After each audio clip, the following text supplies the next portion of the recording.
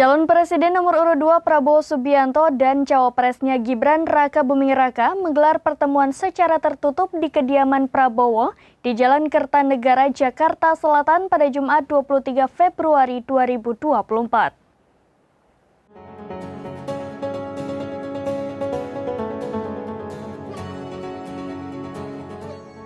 Calon Presiden nomor urut 2 Prabowo Subianto dan cawapresnya Gibran Raka Buming Raka selesai menggelar pertemuan di kediaman Prabowo Jalan Kertanegara, Jakarta Selatan pada Jumat 23 Februari 2024. Gibran tampak meninggalkan rumah Prabowo dengan menggunakan mobil Innova hitam.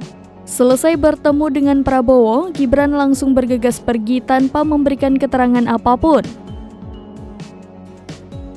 Pada saat bersamaan, Prabowo yang berada di pintu rumah hanya melambaikan tangan ke awak media.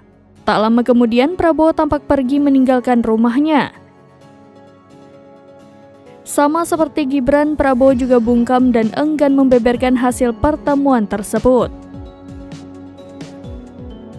Namun sebelum memulai pertemuan, Gibran sempat menjawab pertanyaan apakah akan membahas kementerian baru khusus mengurus program makan siang gratis. Gibran pun menyebut akan membahasnya terlebih dahulu.